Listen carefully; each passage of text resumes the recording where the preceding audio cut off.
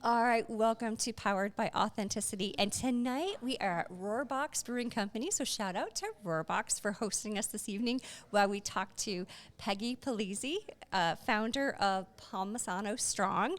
And thank you for being here. Thank you for having me, Emily. I appreciate it. I'm so excited. So first, we should give a shout out to the guys at Circle the Wagons. So you met James at a Buffalo Bills tailgate. I did. It's kind of funny. We just got talking, and he goes, "Oh my gosh, I have to introduce you to Emily." Yeah. And so here we are. They're some of our favorites. They were actually one of our first on-site locations that we did. Oh, wow. They have a golf tournament, and I think we'll talk about yours as well.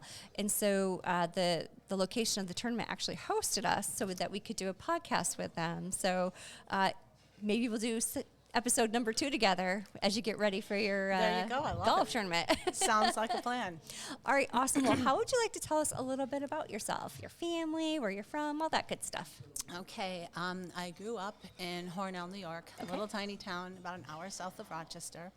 Went to St. John Fisher College. Awesome. And, university now. Back then it was St. John Fisher College. I was a sales rep for Dial Soap. Married my high school sweetheart. We have 3 children.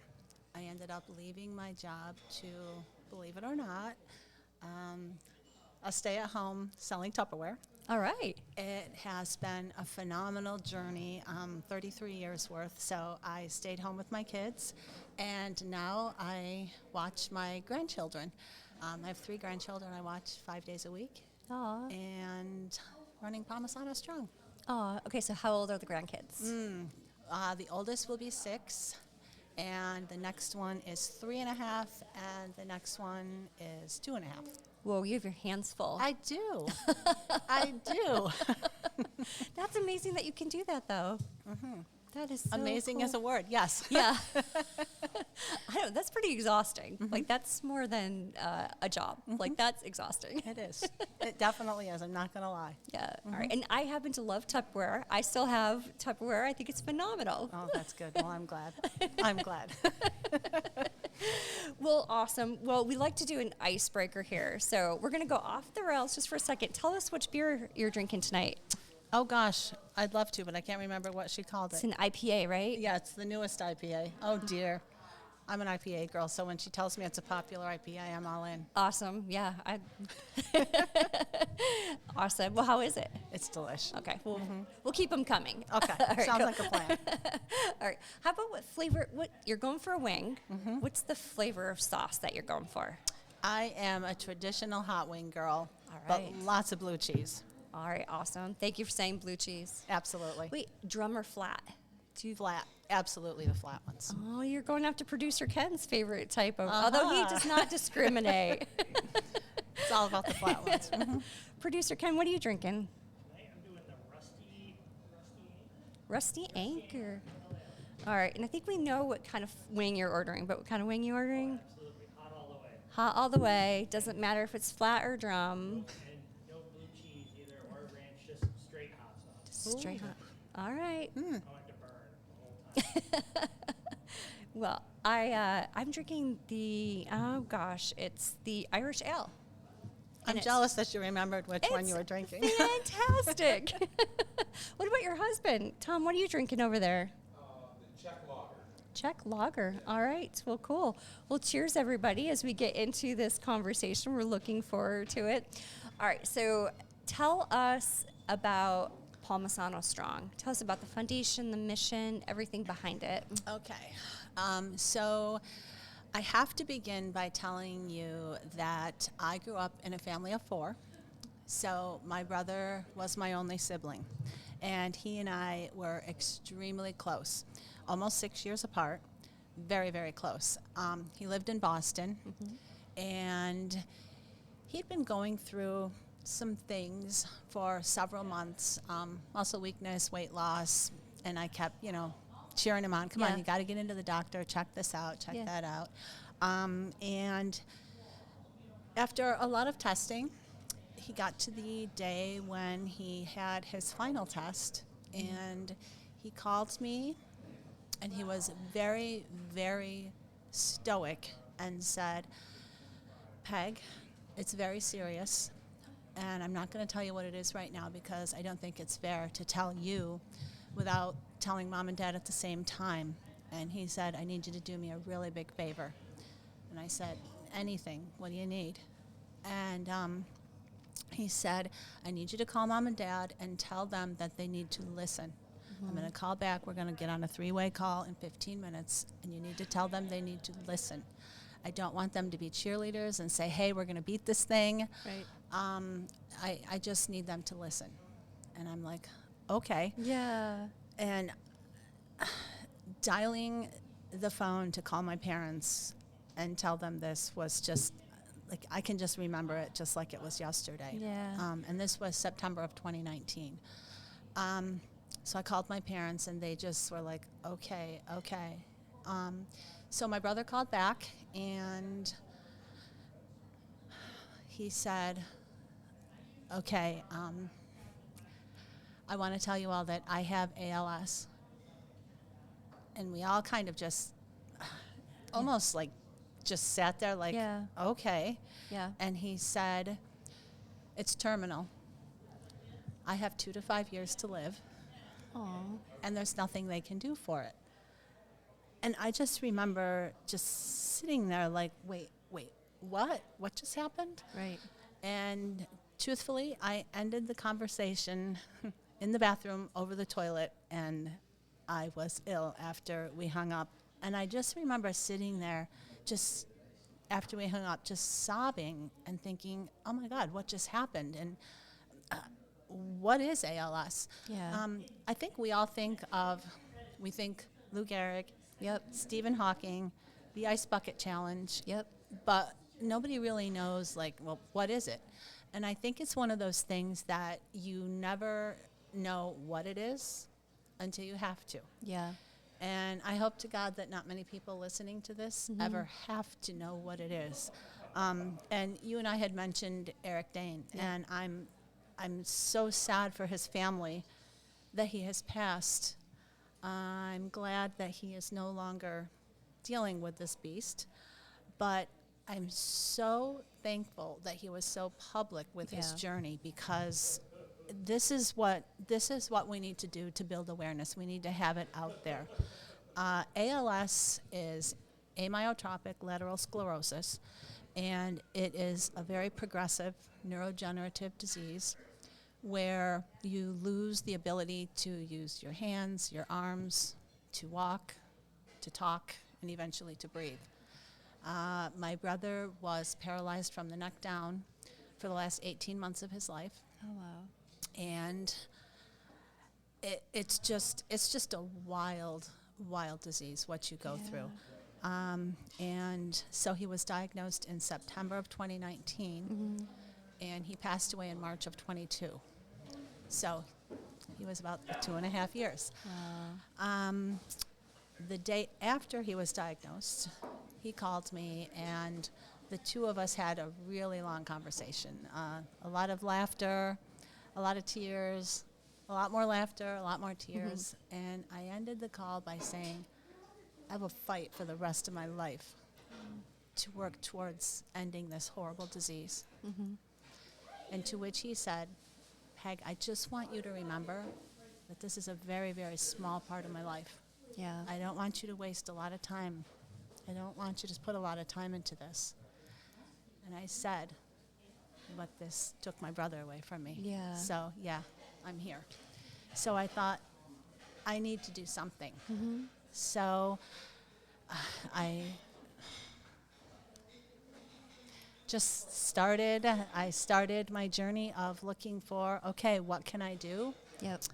And I will say that it's kind of funny how this started, because the first time that my husband and I drove out to Boston to see him after he was diagnosed, an 18-wheeler drove by, and it had a sticker on it that said ALS and then the number 1 with an upward arrow on it. I didn't really say anything Right. for a while. And this was during COVID, of course. Yeah. What a time. Of course, yeah. What a time. And so It's funny because it was that time when we were like, oh my gosh, can we go over the state line? You know what I mean? Because it was Yeah, like right there at that was- yeah. time when everything was changing. Yep. So we were emotional. It was quiet. About 15 minutes later, I told Tom about this sticker. And I said, I wonder if it meant ALS something or if it's something service. And I'm Right. just thinking ALS because Yeah. it's in my mind. And Yep. he goes, look it up. So I look it up and I'm like, oh my gosh, ALS1 is like, it's this amazing foundation in Boston. And I'm like, oh my gosh. So I hit contact us, Yeah. wrote a little thing, and that's really what gave me the idea to start something like Palmesano Strong. My gosh, what a sign! Like that's a sign was. from like a greater being somewhere that you saw that sign. Yeah, and it's funny how many things like that have happened along the way. That's first of all, I'm really sorry for your loss. Thank you. I know how close you were. I can feel it. Yeah. Yeah. Yeah. I can see it. So Yeah. I'm really sorry. I think it's beautiful that you're honoring him in such this way. So do you help patients with ALS locally across the globe? Like tell us about how you serve the population. All right. So, like you and I had said, we started doing a golf tournament. Yeah. Because I'm like, okay, what do I do? How do I start this? And it's really funny. We were having coffee with my daughter and son-in-law, and he's like, hey, they're like, why don't we do a golf tournament? Actually, it was, why don't you do a golf tournament? I don't golf. I'm like, oh, okay. So we started with this idea of having a golf tournament. Yeah. Of course, the first one couldn't happen until 2022, Yeah. enter COVID. Yeah. So we supported ALS1. Tom and I ran the Falmouth Road Race and did all kinds of fundraising for ALS1, you know, for the Yeah. years up to that. And then we had our first couple golf tournaments, and we did really well. The first one we did over $6,000, which wow. I was That's very pleased amazing. at. Yeah, yeah. And then we grew to almost twice that the next year. And I was very pleased with how it turned out, but you asked me about the patients, and that was the one element I was missing. I was like missing the human element. Yeah. And I thought, okay, how do I get there? Yeah. How do I get to these people? Like, I just didn't know where to go or what to do. Yeah. And I thought, okay, somehow we need to find somebody in the area that has ALS that we can, for lack of a better word, sponsor Yep. during the golf tournament, and, you know, give that person a part of the proceeds Yeah. from the day, have them there if Yeah. they can, their family. And I thought that'll bring in more people from the area, and help grow the whole tournament. Yeah. Because it'll just multiply that Yep. way. So the oddest thing, like you were saying about weird signs, Yeah. I was literally driving to the golf course for my first meeting for the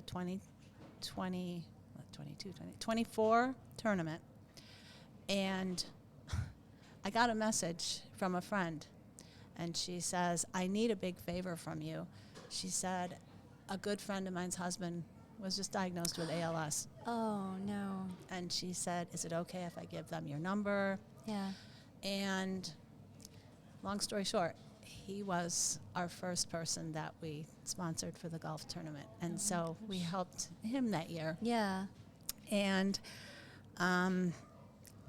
it just, that's how I got into helping the first person. We are focused mainly on funding for money to help aid in the cure and for research.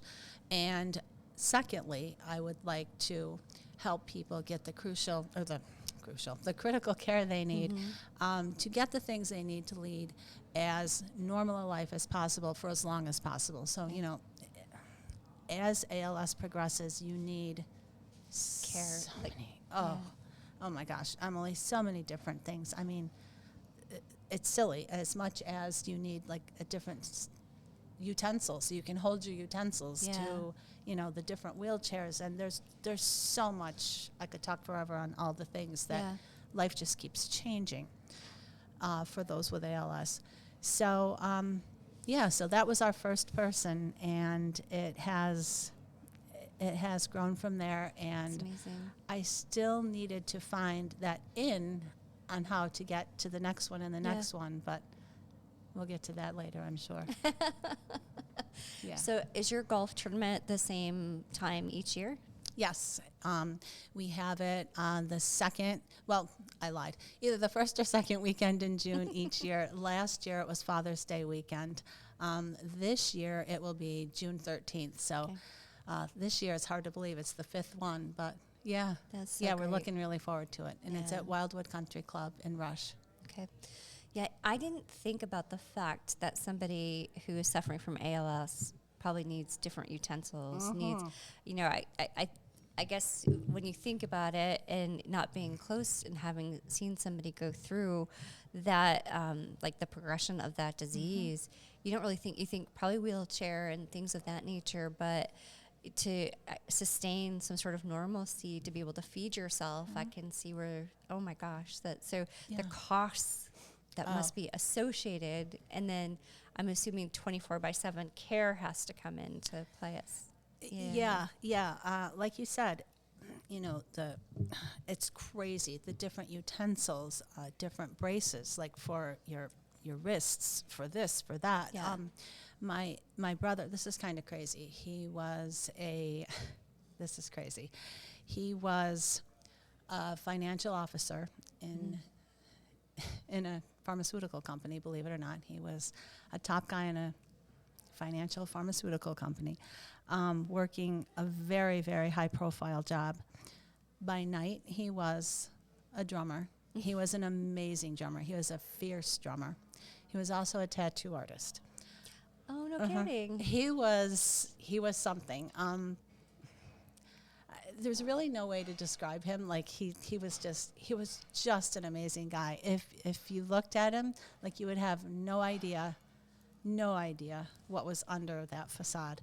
But he was just an amazing guy. But there's good and bad about this whole thing happening during COVID. They were still going to the office for a while after he was diagnosed, because like I said, it was in September of 2019, and he would trip or drop something, or once he actually fell at work. And you know what the whispers are. Oh my gosh, is Mick drinking? Is he doing this? Is he doing that? What's going on? And it was the ALS. So it was very, I don't want to say nice, but nice that he was home the whole rest of the time. But I'm like diverse. I'm going everywhere. I'm digressing. Different, silverware, different braces. You try this, you try that. You get, a stationary bike so you can keep your muscles going, because that's helping you. Then all of a sudden you can't do that. And then you have a walker, a cane, this kind of scooter, then a wheelchair. Then you need to get the other kind of wheelchair, and there's Hoyer lifts, and there's this and that. And as far as the care, it's brutal. And as far as, like you said, 24-hour care, and believe it or not, he worked full time with an eye gaze, up until the last 4 days before he passed. Amazing. It was amazing. I would watch him just by raising his eyebrows. It was just wild to see spreadsheets pop up with millions of dollars. It was crazy. No kidding. And he could not move. He could not move a muscle. Wow. Anywhere but neck up. It was pretty wild to watch him. But, I mean, all that stuff is very expensive. Yeah. All that stuff is very expensive. So, I flew out to Boston as much as I could. I'd stay for, 3 days, 4 days, a week, to help out, because, he had his wife and his sister-in-law, who she was amazing. She was a hospice nurse, and she basically moved into their house and was a great help. You know, she was obviously still working full time, but Yeah. it takes a lot. Yeah. It takes a village, and Yeah. it's, And just, I mean, the unfortunate part is that we don't want to think about stuff like that happening, and then you're there, and the costs and everything amongst already being stressed from the diagnosis, just having everything else. So I would imagine that support that you're lending to everybody is just so appreciated. I mean, that's something that they don't have to think about, which is, I'm sure, part of the goal for the foundation. So Absolutely. I can't believe he was working. That blows my mind. It blows my mind, but that's just who he was. And you know what his big thing was? When he was, you know, not wheeled in because it was a motorized wheelchair. So when he was put at that desk, he was not Mick with ALS. He was simply Mick. And he did his thing. Yeah. He did his thing. Oh, that's, you remove yourself from the like, you can feel like for 8 hours you can walk away and be that person like you wanted to still be. So, that's amazing. And I have to say that it was really nice. I use nice in quotes. It was really nice being there, and he would let me sit in his office with him and, you know, do my work. Yeah. I'd be sitting there with my laptop on my lap while he was working, and he'd stop every once in a while, and we'd have a conversation about things. And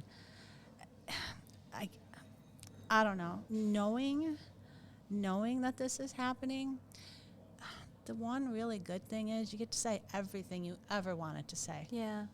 And, you know, we all did. We all did, which was great. But this is one thing that I will never forget, ever. About 3 weeks before he passed, we were both just sitting there, and he goes, "Well, Peg, I think we did it." And I'm like, "What'd we do?" And he said, "I think it's safe to say we lasted our entire life. Oh, my gosh. I think it's safe to say we lasted our entire lifetime without having a fight." Aw. So, yeah. Oh my gosh. That's the kind of relationship we had. So, Oh my gosh. yeah, he was my little guy. I mean, I was almost 6 when he was born, so, like, I took him everywhere. And Yeah. Oh. Oh. Well, and I know he's still here, and you're carrying on his legacy through the foundation and Absolutely. helping people, which, you know, I'm not. I know, like you mentioned, the ice bucket challenge, and honestly, I had forgotten all about that till you mentioned it. But we all did it, and how much money was raised. Right. But now it's been how many years, and you know the disease is still there. I read today it's something like 2.6% or 2.6 out of 100,000 people, but You are very good. It is. It's about 2 out of 100,000. Yeah. There's honestly only about 30,000 people at a time in the United States that have ALS. Yeah.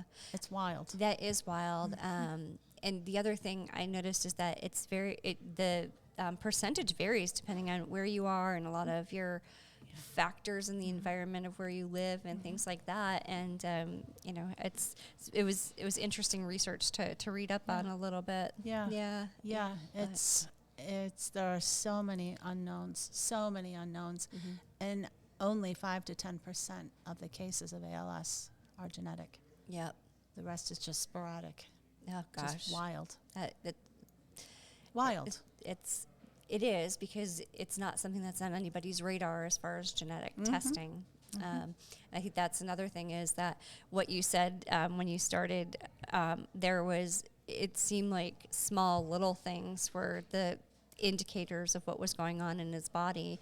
And, you know, I think something to walk away from this show is if there's something that's a little bit not like the norm, go get tested, and then know that there's foundations like that yourself, that if there is a diagnosis you can reach out for support. Yeah, I love that.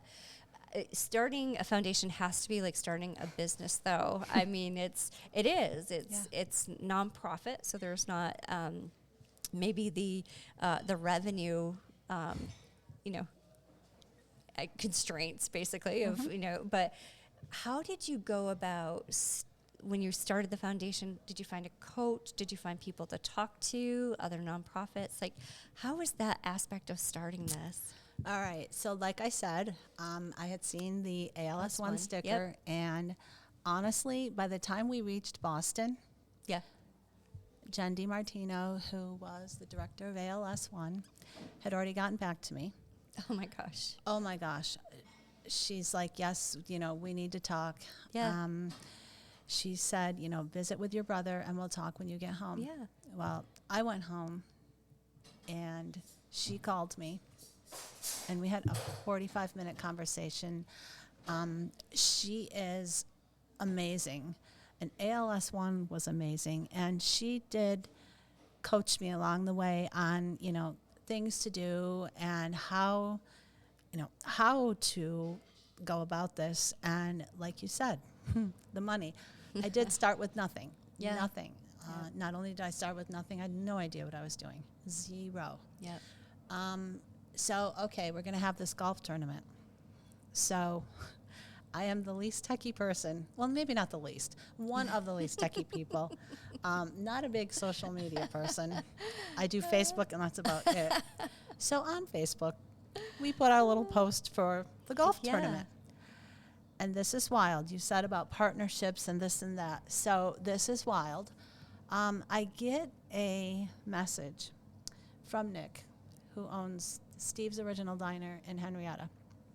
And he tells me that he saw the golf tournament flyer and he would like to sponsor us in some way and give us some gift certificates. Hey. And so here's me going, oh my gosh, he doesn't know who I am. Yeah. Oh my gosh. And he's like, when is a good time, for you to come in and pick this stuff up? And I said, well, if you're going to be generous like that. Oh no, he had given me his phone number. So I called him and I said, if you're going to be that generous, then I need to pick it up from you personally so I can thank you. Oh my gosh, Emily, I go in there and this man has the biggest heart, and he gave us a very generous sponsorship and very generous gift cards.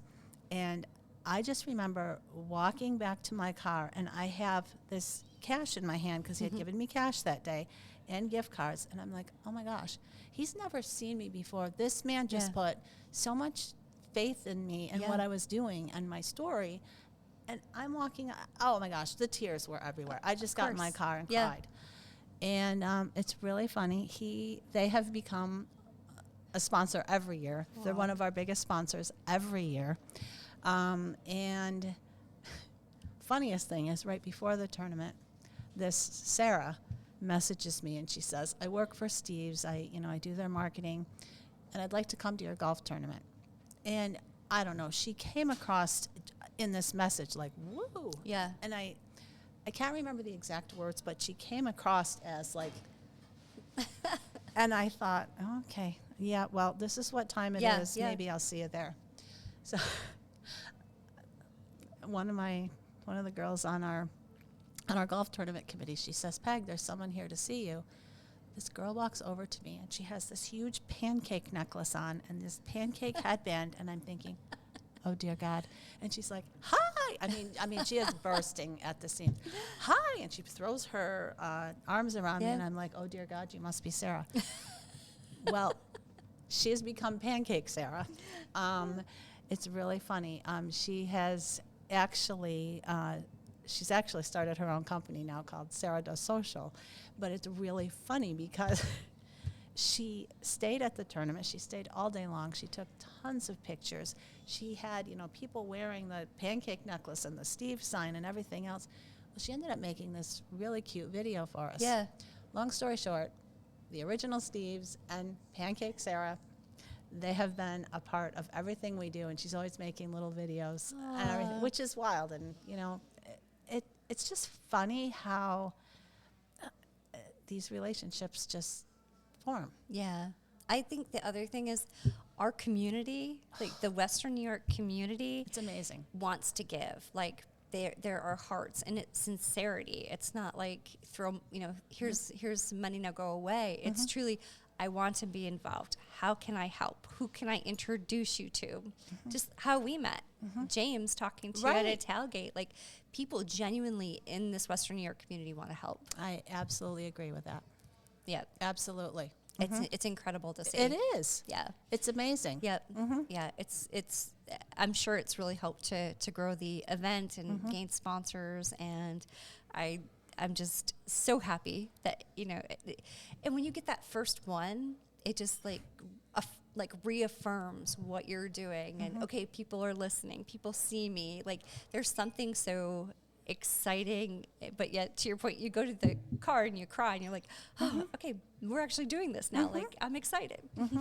Yeah. Oh, there's been a lot of tears, happy tears, obviously sad tears, but lots of happy tears through all this. Yeah, that's amazing. Yeah. And how else have you been able to like tap into your network, like as you're trying to grow the foundation? Okay. This is funny. I met this wonderful man, Dennis, who runs Hearts for ALS. Really funny. When we went to Hornell for the first time to tell Tom's family about my brother and everything, I remember sitting at his mom's house and one of his sisters saying, "Oh, no. He won't only live for 2 to 5 years. My college roommate had ALS and she's still alive." And I'm like, well, no, Right. it's not the way it's going to be, but okay. And I tried so hard to just be like, okay, and just put it out of my mind, whatever. So she had me look this girl up. Well, this is crazy. I looked her up. I ended up talking to her. She has familial ALS. She has the genetic type. And it's crazy how many people in her family have been affected. She actually ended up speaking at our first golf tournament, but she invited us to the Hearts for ALS Christmas party, and we were brand new. Actually, it's kind of funny. She invited us to this Christmas party. This was way in the beginning. This was actually in 2019, like right after Mick basically was diagnosed. And she's from Wellsville, New York, and it ended up snowing crazy that night. So she didn't come in for the party. But Tom and I walked in, and it was at Flaherty's in Honeoye. So we walk in, we don't know anybody, and we're like, oh my gosh. I'm like, Tom, oh no, they're looking at us. Like, they're all looking at us. Should we just go? And he goes, no, we're here. Let's just stay. And oh my gosh, I felt so silly, and I was so new to this ALS thing. Well, let's just say that they took us under their wing. They were amazing. So this is Dennis Wright from Hearts for ALS, and we've become very good friends with he and his wife, and they still call us the Party Crashers because we crashed the party. But he and I have met so many times to just put things off and on each other's shoulders and bounce ideas back and forth. And I have to say that my biggest thing, talk about networking, was I just needed to find out how I get more into this area. Like I had for the beginning, we did everything for ALS 1. And in September of 2022, we became our own nonprofit as just Palmesano Strong without the ALS 1, under the ALS 1 balloon. So we are our own people, and I'm like, oh my gosh, how do I get in touch with the right people? Yeah. So Tom and I go to as many ALS fundraisers as we can, and I just try to, meet the people that are running it and try to find out different things. And mostly I'm out there spreading awareness, pop it on Facebook. Here we are at this fundraiser for ALS. And funny thing is, at our tournament 2 years ago, this woman came up to me and she says, "Oh, I have to leave. I have to leave early." She said, "But I wanted to introduce myself." She said, "I work in the ALS clinic, URMC at Strong." I'm like, oh my gosh. So she says, "Here's my number." Yeah. And I gave her my card. And we tried to contact each other. Hadn't had a chance to get together. We went to the ALS Association walk in September, and we talked there. And oh my gosh, nicest woman. She got me hooked up with URMC Advancement, and oh my gosh, wonderful guys. James and Austin, I met with them And they actually got me in to speak with Dr. Cray, who runs the ALS clinic at Strong. And Amazing. I was so happy to finally meet the doctors and be able to speak with them and tell them what I was doing. And so we are firmly partnered with URMC, and I know where everything is going now. And, Yep. you know, the money is going towards research in the ALS clinic. In fact, I am going to get to go to the ALS clinic for the first time. The beginning of March, I have an appointment with Dr. Cray. So Oh, amazing. very excited about that. That's amazing. You'll get to see like firsthand. Yeah. Oh gosh. Yeah. Isn't it funny how seriously it doesn't matter if it's nonprofit or podcast or what it is, it's putting yourself out there, and then eventually like that consistency and people start to realize, okay, this is who I go to for that, and she was able to recognize you, and what an amazing partnership that came out of that. Yeah, That's very amazing. happy about that. Yeah. That is so cool. Yeah. Oh my gosh. Well, what's been something positive to happen that you didn't expect out of creating the foundation? Oh gosh, I'm going to get teary. This is crazy, but the friends, I cannot tell you what incredible, amazing people that we have met. Just like it's crazy. The man the first person we sponsored for our tournament became very good friends with his wife. I'll be friends with her forever. And, you know, just the original Steves and, you know, all the people, who knows, would I have gone to that restaurant? I don't know. Right. And then, also Rising Storm down in Lakeville. We it's crazy. When we were out getting donations last year, we went into Palmer's, and Kaylee comes up and tells us, "Oh, have you ever thought about doing a meat raffle?" No, I've heard of them, but no. Yeah. So Rising Storm offered us the place, and we did a meat raffle in October, and it was very successful. Oh, awesome. And I mean, just they're wonderful people, and and like I said, Jen DiMartino from ALS1, she will be a friend forever. There's so many people. I could just go on and on about the amazing people that I'm so thankful they're in my life. I hate the reason why I know them, but I never would have known these people. And honestly, trying to do a nonprofit, I'm not going to say it's easy. Yeah. I'm not going to say I know what I'm doing, Right. because I don't. I'm learning every day.